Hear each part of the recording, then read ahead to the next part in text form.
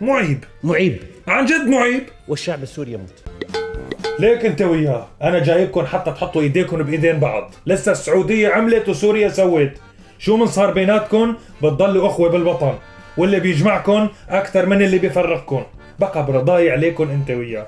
امسحوا وجوهكم بالرحمن وما تكبروا كلام وتغلطوا على بعض. دعوني أسلط الضوء على بعض الأمور التي وردت في بيان السفير السعودي. استنى شوي يا ابو شهرزاد، لا تستعجل، رح اعطيك المجال تحكي وتسلط الضوء، بس انتبه انت عم بتسلطه ما يحترق. يجب أن يعي العالم أن الوقت قد حان لتغيير الواقع المحزن في سوريا، ايه والله واقع محزن وأليم، كلام سليم وما عليه غبار يا عبد الله المعلم. ومتناسيا أنه هو الذي وفر الأرض الخصبة لانتشار الإرهاب في سوريا. الوهابي النظام السعودي هو المسؤول الأول عن نشر الإرهاب التكفيري. لا يا جماعة اسمحوا لي، ما قلنا لكم هيك يا ابو شهرزاد يا عبد الله المعلمي، بدكم تهدوا شوي وتضبطوا اعصابكم. بدنا نصالحكم، ما بصير هيك. يعني ما في ارجل منك انت وياه تحت الطاولة، وبس ناوقتوا روسكم فوقها صرتوا ترفسوا وطلبتوا مثل خلص. عبد الله ابو شهرزاد، عندك عبد الله، شو بالنسبة لبلادك؟ هات خبرنا كيف ترى الامور. وترى بلادي أن النظام السوري قد تسبب بتعنته ومماطلته واستهتاره. هي شبك انت، شو تعنته واستهتاره؟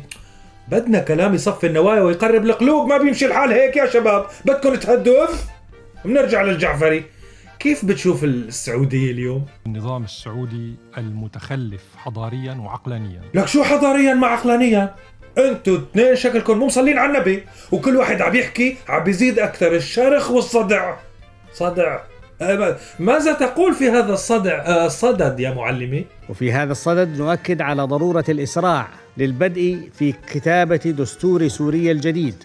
لا بدك تسمح لي، موضوع الدستور موضوع سيادي وما خرج حدا يتدخل فيه خالص، وبشار الجعفري ومعلمه أكتر حدا بيعرف شو يعني سيادة. الجماعة محافظين على السيادة حفاظ، محافظين على السيادة حفاظ، ما بعده حفاظ، وهن بيعطوا دروس بالسيادة والدساتير والبرلمانات. أنتم تعرفون أن السعودية لا يوجد لها دستور وليس لديها برلمان ولا اسم للبلاد حتى.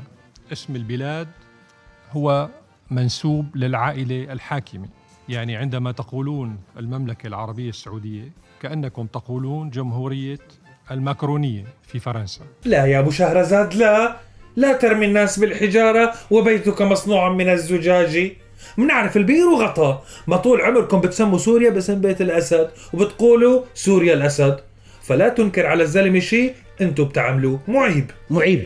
عن جد معيب. والشعب السوري يموت. إلى متى سنعطي هذا النظام الحجة علينا أنه يستطيع أن يضحك ويضحك ويضحك على المجتمع الدولي؟ والله يا عبد الله أنت بتجي في الوقت المناسب. إيه والله، أخبرهم يا عبد الله، أخبرهم كيف كذبت ومثلت على مجلس الأمن، وكيف فضحت بيت الأسد، وكيف رجعت صالحهم. أخبرهم للمعلم وللجعفري، بلكي بيستفادوا من خبراتك وتجاربك وتمثيلك. أخبرهم. إن نظاما يسفك الدماء في اليمن ويدفع بسخاء لشراء ذمة من يحميه ليس نظاما يستحق أن يسمح له مجلس الأمن بمخاطبته. رجع يكبر كلام، ولك خلاص اتعلم من ابن زايد كيف تضبط الأمور. بكفي تكبير راس. اتركنا من اليمن ومن شراء الزمم والعلاك الفاضي. بيناتكم مصالح مشتركة أكبر من هيك مواضيع تافهة. وإلا كيف بترد يا معلمي؟ ترفض بلادي التدخل في سوريا من قبل النظام الإيراني بأي شكل من الأشكال. وترى حكومة بلادي أن الدور الإيراني الفعال في الأزمة السورية يتمثل في مغادرة سوريا فوراً وسحب حرسها الثوري. يلا قضوها، انت معك ايران والتاني بيقول له انت عم تدفع مصاري لدول حتى تحميك. شكلكم ما راح تتصالحوا بالهين. صار لازمكم حدا يهدي الوضع ويريح النفوس. موقفنا أنه بشار الأسد فقد الشرعية وأيديه ملطخة بالدماء، وهو مسؤول على قتل أكثر من 350 ألف مواطن سوري بريء وتشريد أكثر من 12 مليون مواطن سوري وتدمير البلاد. الحل في سوريا واضح، أما يرحل عن طريق عملية سياسية أو يبعد عن طريق حل عسكري بس. يي جبناك يا عادل لتجبر. طلعت يا عادل بدك مين يجبرك؟ طيب انت ما عندك حل ثالث يا زلمة؟